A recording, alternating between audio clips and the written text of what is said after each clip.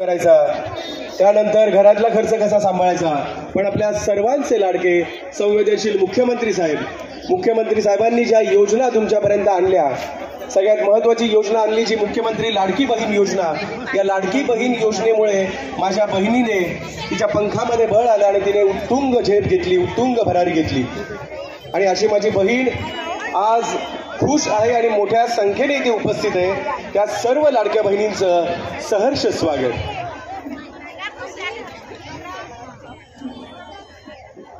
सर्वांना विनंती आहे, बाजूच्या रोडवर कृपया आपली वाहनं पार्क करू नका। आपल्यामुळे बाजूला जी वाहतूक सुरू आहे त्या वाहतुकीला अडथळा येता कामा नये याची कृपया आपण नोंद घ्यायची आहे। आसन व्यवस्थेचा पहिला कक्ष हा पत्रकार बांधवांसाठी राखीव ठेवण्यात आलाय। आसन व्यवस्थेचा दुसरा कक्ष नगरसेवक, शहराध्यक्ष, पक्षाचे शहर पदाधिकारी यांच्यासाठी राखीव ठेवण्याच्या निमित्तानं विचारपीठावर उपस्थित महायुतीचे उमेदवार आदरणीय डॉक्टर बालाजी किनीकर, त्यानंतर शिक्षक मतदारसंघातून निवडून आलेले आमचे मित्र आमदार ज्ञानेश्वर महात्रे,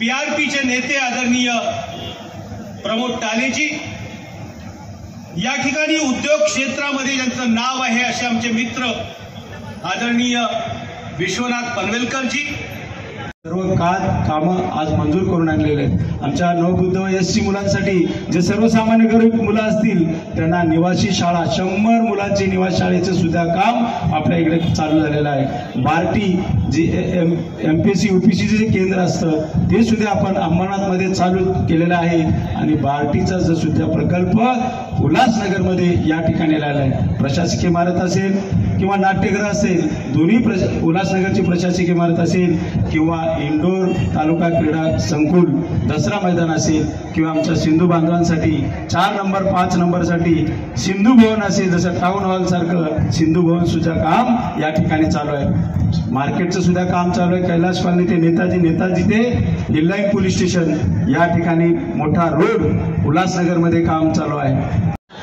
2 नंबरवरती माझं नाव आहे डॉक्टर बालाजी प्रल्हाद किनीकर, त्याच्या समोरील बटन 2 नंबरच्या समोरील धनुष्यबाण आहे, धनुष्यबाणा समोरील बटन दाबून प्रचंड मताने निवडून द्या।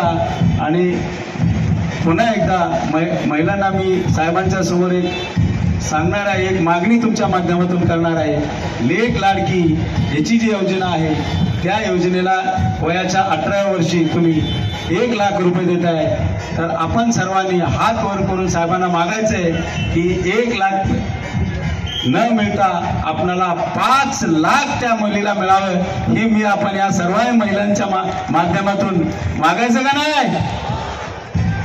यावेळेस देखील या अंबरनाथ मध्ये मोठ्या मताधिक्याने आपण मला निवडून दिलं, त्याबद्दल आपल्या सगळ्यांचे खूप खूप धन्यवाद। या कल्याण लोकसभेमधील अंबरनाथ हे शहर, हे सगळ्यात जवळचं शहर, सगळ्यात जास्त कामे या अंबरनाथ मध्ये झाली। आज डॉक्टर बालाजी किनीकर या मतदारसंघाचं नेतृत्व गेले अनेक वर्ष करतायत। त्यांच्या माध्यमाने देखील या अंबरनाथ मध्ये अनेक लोकोपयोगी कामं जी आहेत ही कामं आपण करू शकलो।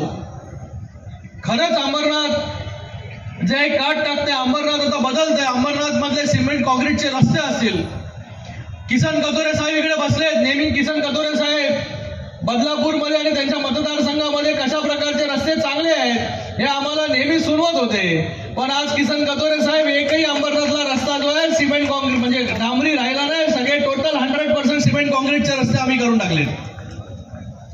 तुमचा जो डायलॉग आहे ना, नाही डायलॉग काय, खड्डा